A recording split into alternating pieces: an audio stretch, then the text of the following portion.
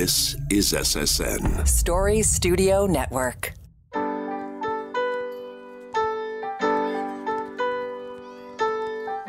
Hi, my name is Pamela Fuselli, and I'm the host of Popping the Bubble Wrap.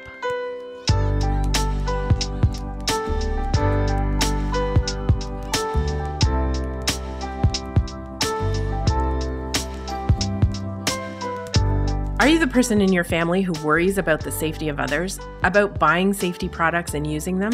Are you yelling, "Yes, that's me"? This is the podcast for you. Raising a child or children can be a hair-raising undertaking, and keeping them safe is a priority. Parachute's Popping the Bubble Wrap podcast explores what you really need to think about as a parent or caregiver, and provides easy tips on prevention strategies. No bubble wrap here, though.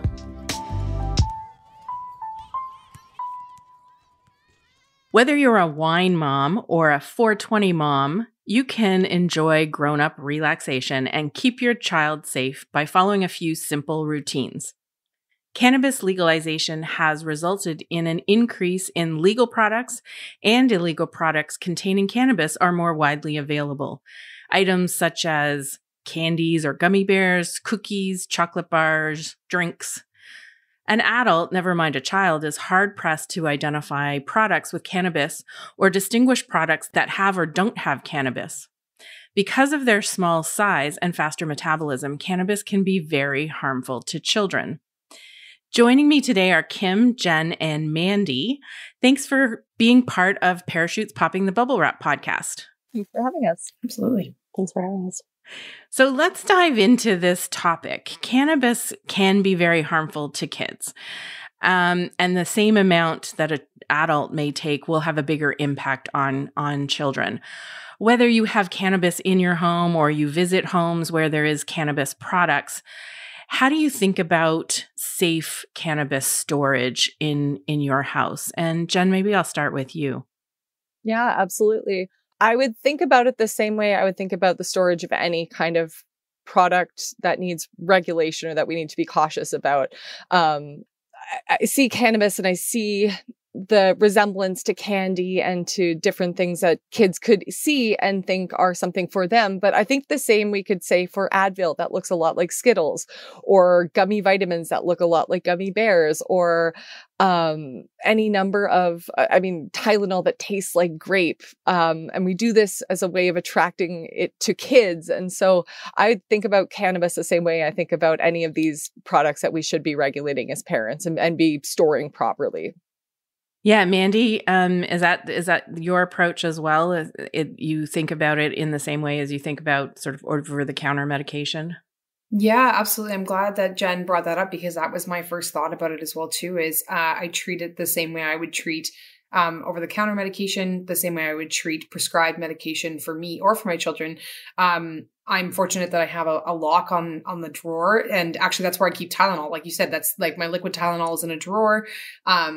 And I think of it exactly the same way because it can be equally as harmful for them to have, too much Tylenol or to get a hold of a prescribed medication that they're not supposed to as well too. So I think about it in the sense that as the parent, it's then my responsibility to make sure that it is put away from them and add an extra layer of protection for them. So in my case, I've got it locked where I can. And I've often thought, is that a little like too, am I being too cautious on it there? But yeah. I really think I'd rather in that case be more cautious than have something happen. So I'm fortunate I have the lock there. So that's what we use for it. But interestingly enough, that's not the drawer that the cannabis products that are in my home would be in, right? Because I do keep them separate in that sense as well too, but equally as secure. Kim, you're nodding your head. You have two young girls at 4 and 6, right? And, what's your approach to storage? So it's interesting because I actually never thought of treating it the same way that we would treat over-the-counter medication. So obviously that stuff's not accessible, but because of the risk of cannabis and the fact that it's very hard to tell the difference. Whereas my kids can tell what Tylenol is, and half of the time I can barely get them to take that. Whereas, you know, an edible is far more enticing. It looks like candy. So in our household, we actually have like a lockbox for it and we lock it up completely. Okay. Yeah. But we've also taken the approach, maybe this segues into your next question potentially. We've taken the approach, we've been upfront with the girls. We've shown them the packaging. We've actually taken it out. We've done comparisons to their vitamins versus an edible. We've had them touch it. We've had them smell it.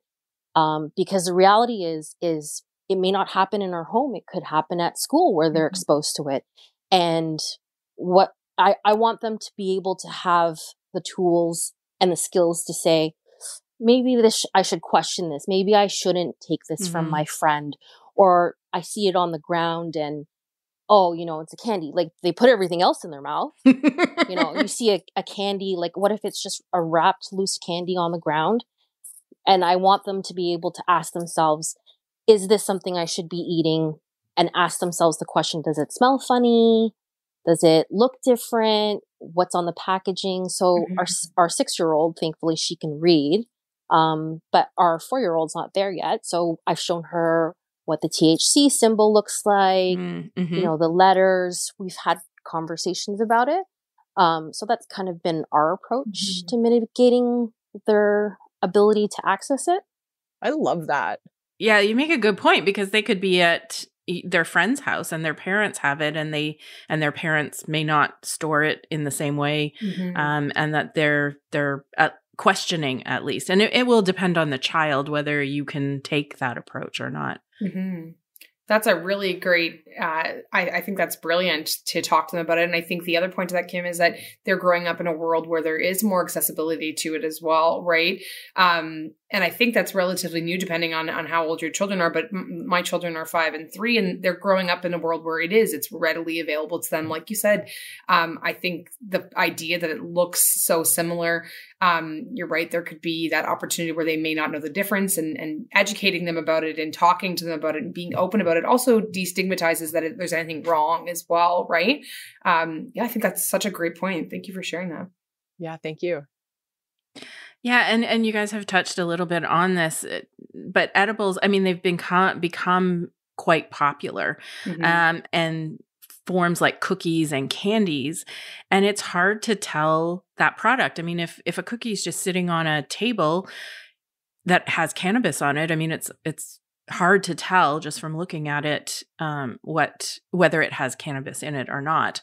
And then layer on the fact that there's illegal products. So even though cannabis is legal in Canada, there are illegal products being made. So those that don't follow the regulations of how they can be packaged or how much THC can be in a product, etc. So, you know, they look exactly like candy products. I've seen a couple of products that have caused some issues for the poison centers are getting calls on these, and they look just like the Sour Patch Kids or, you know, some of those candies. So, you know, how do you tell them apart? And have you experienced confusion with a product that you thought, you know, was legal or that it didn't contain cannabis, but it did?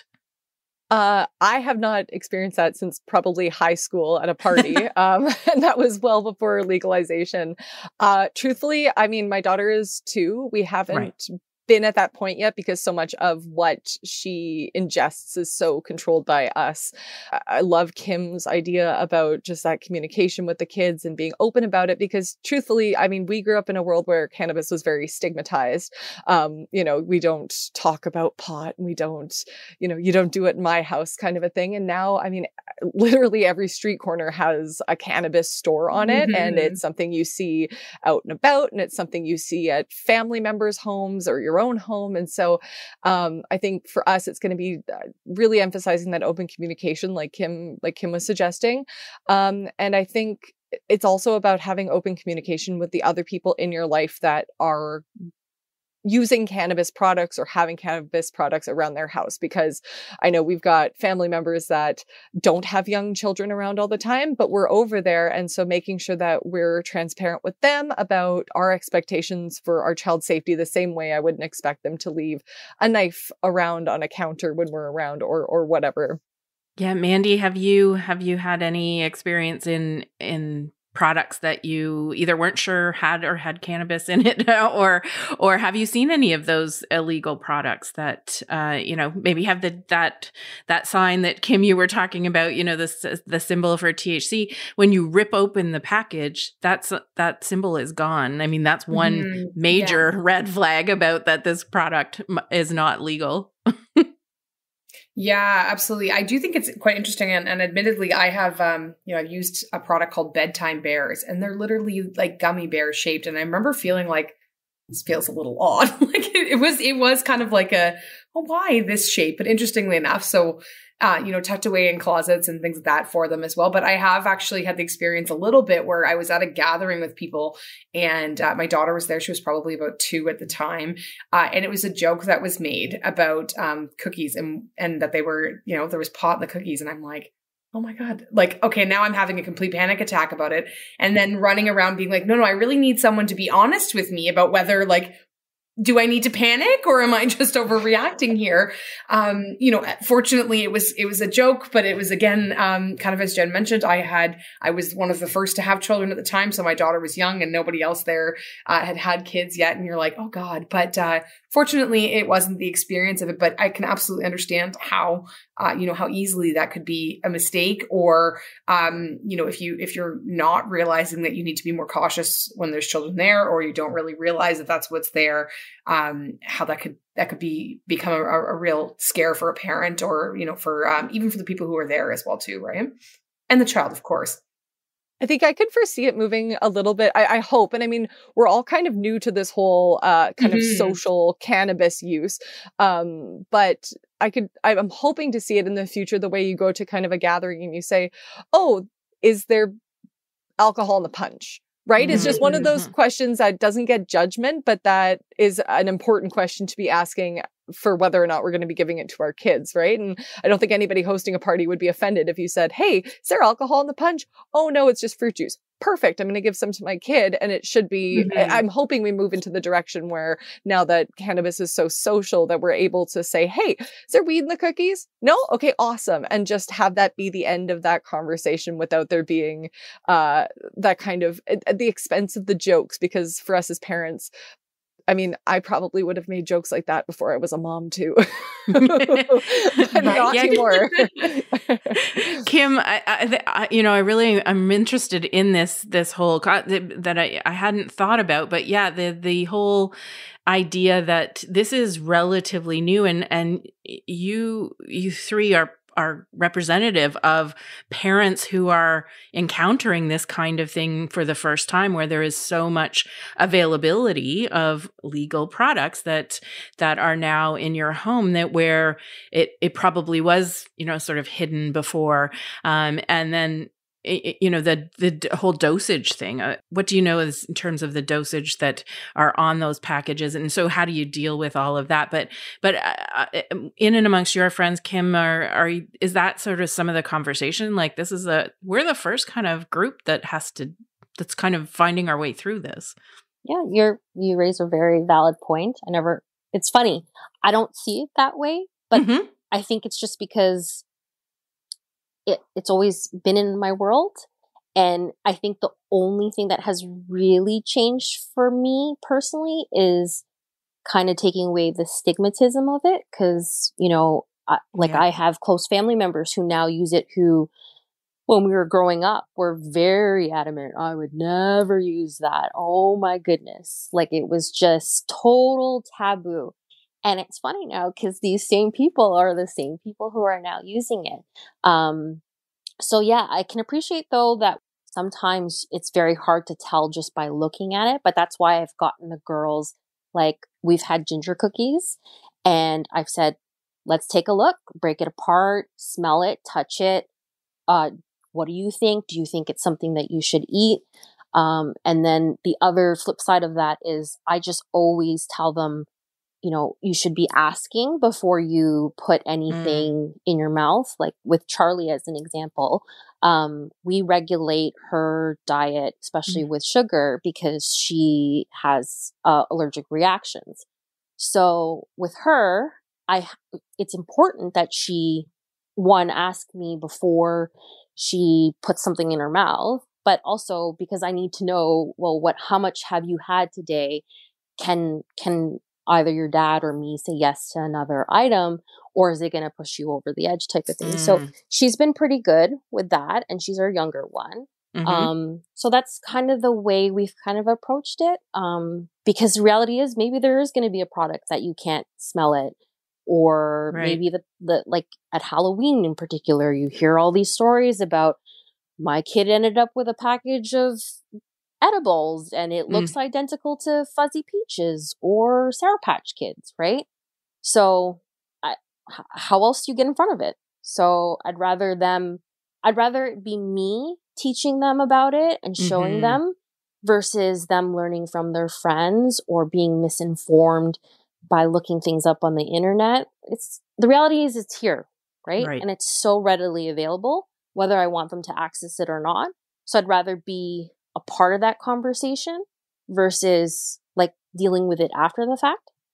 Yeah, I think that's a really good point. And we have to wrap up this session, but I think it's a really important conversation that we've had. And I thank the three of you for helping to remove that stigma and being open and sharing information either with your kids or having those conversations with your family and friends, as you said, Jenn, to have those, the conversations and not have it sort of hidden behind closed doors, because as you just said, Kim, it is here and it's around, it's going to be here. So how do we deal with it as parents? And then how do we teach our kids in ways that are appropriate for their ages, what the dangers are without sort of scaring them, but really just making them aware that some things are things that they need to check with parents before they eat. So thanks so much for sharing your perspectives, your ideas. I know you've put forward some really great ideas for each of us to think about. So thank you. Thanks for having us. Safe storage is your best strategy to keep cannabis out of your child's reach. Learn why it's important to keep your cannabis high and locked at parachute.ca/high and locked. That's parachute.ca/high and locked. It's time to open your parachute. Patti Stark is the Community Mobilization Coordinator at the Injury Prevention Centre in Alberta and works with individuals, groups, and communities to support building and strengthening capacity to develop, implement, evaluate, and sustain activities to address local injury issues. Welcome to the podcast, Patti. Thanks, Pam. It's great to be here. Patti, cannabis is a legal product in Canada, so the focus really is primarily on how to keep products with cannabis out of the hands of children. So what are some of the things that parents might not think about when having cannabis in the house? Well, I think one of the really important things about cannabis products is many of them are edibles that look exactly like the treats that kids would normally have: cookies, candies, brownies, cakes. And so once that's sitting there, you can't tell if it's a cookie with a cannabis in it or if it's a cookie that's safe to eat. So I think that's one of the things, is that they're really hard sometimes to identify as containing cannabis. And so it really becomes important for the adults and caregivers to make sure that those products are stored up out of reach. And even when they take them down to use them, that again, they go back up and they're stored locked up tight and out of sight. And then thinking too, if you're using a cannabis product and baking with it or creating your own yummy goodies, that again, you need to think about storing those goodies locked up and out of sight and out of reach. Yeah, I mean, you're right. Like visually, they look very similar to things that we might, eat on a regular basis. And I mean, even an adult, never mind a kid, looking at that product, they wouldn't necessarily know that it has cannabis in it.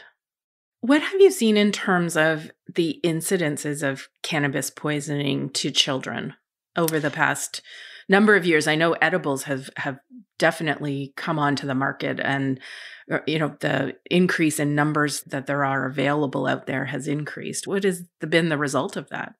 So what we're actually seeing since legalization of cannabis products is researchers are starting to identify now that we are seeing an increased number of children that are are needing to be treated at the hospital because they've been essentially poisoned by cannabis. And that is on the rise, particularly in children under 10. And certainly as well, when we talk to our poison centers across the country, they are also identifying that they have been receiving more calls from parents and caregivers concerned that their kids have eaten something that contained cannabis or been exposed. And it affects kids differently than adults, doesn't it?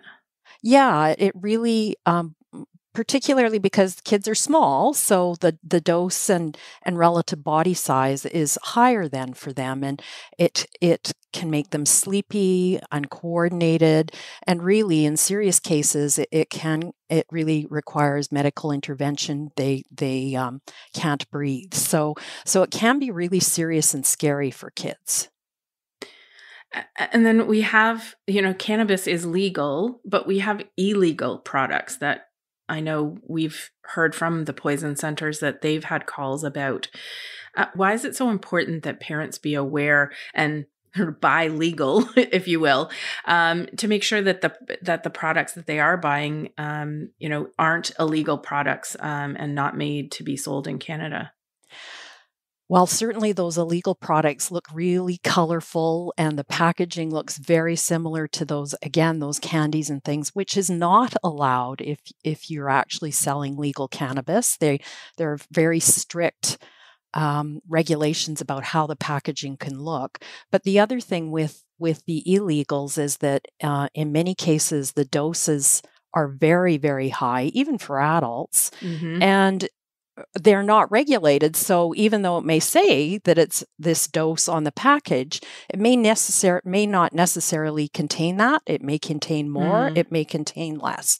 The other thing is that because they're not regulated, there may be other things in those products that we don't really want to be consuming either, like molds and bacteria and other chemicals. So really sticking to the legal products that we know have an identified dosage and we can identify, which then makes it easier to treat in the event that somebody is accidentally consuming a cannabis product and needs medical help.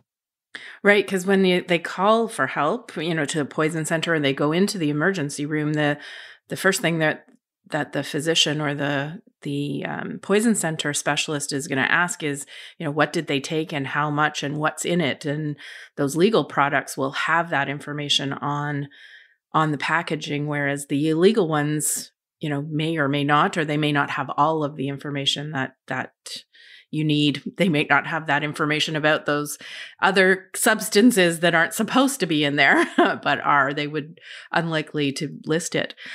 What we heard from some of our parents, from the discussion was really interesting about them, talking to their kids about what they can and shouldn't eat, or what to ask whether they can eat. And it really reminded me of the approach around allergies to nuts and other foods, and teaching kids that, who have those allergies, or kids who are going to school with other children who have those allergies, how to approach food.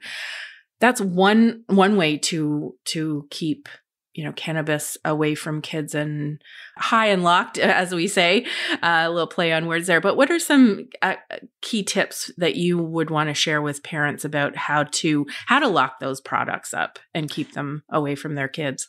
We need to make sure that those products are stored in locked cabinets. So whether that's, above the fridge in a cabinet that children have difficulty reaching. Some people actually have a lockable drawer or a lockable closet or something where they would store their cannabis, along with things like medications and other products that we don't want our kids to get into. There are also products that you can buy from cannabis retailers too that are lock boxes that are actually quite attractive looking, that you can store the products in. And then I think the other thing to think about is when we have people visiting our homes, they may have cannabis in their jackets, in their bags. And so we need to have that conversation and make sure that if those products are coming in with our guests and our family, that they again are being stored in a way that our kids aren't going to get into them. And if Grandma and Grandpa are coming for an extended visit, what are they bringing in? Are there some cannabis products we may need to think about finding a place to store while they visit? I think that's a really good point. People listening may think, well, I don't have cannabis in the house, but whether they have visitors that come to the house or you go to someone else's house that has it in their house, that you're hoping that they would store it correctly. But those are some good tips for parents to think about, whether they have it in the house themselves or whether they have guests that are coming into their house. The other thing is that the packaging that you talked about, the legal packaging, it's packaged in child-resistant packaging, but that doesn't mean it's child-proof. No, that's right. That testing is actually done where they give children the packaging and they give them a certain period of time. And if they don't get it open in that period of time, then it passes our child-resistant test. But it's not child-proof. And everybody has a story about a child they know who likes to take things apart and is very persistent. So with enough time and persistence, children can get past those things. So it's a layer of protection, but we need to ensure that we have it stored up high, locked up tight as well. Well, thanks, Patti. It has been a really interesting conversation, and I think you've shared a lot of important information and some really good tips for parents to keep their kids safe from cannabis. So thanks for joining me on the podcast today. Thanks, Pam. It was fun.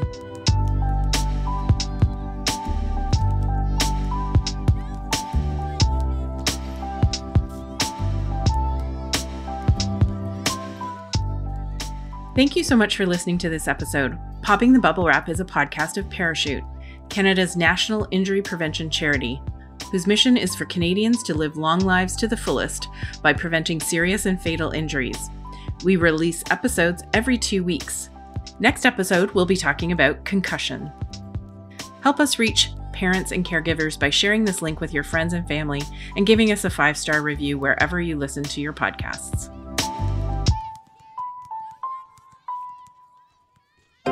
This is Story Studio Network.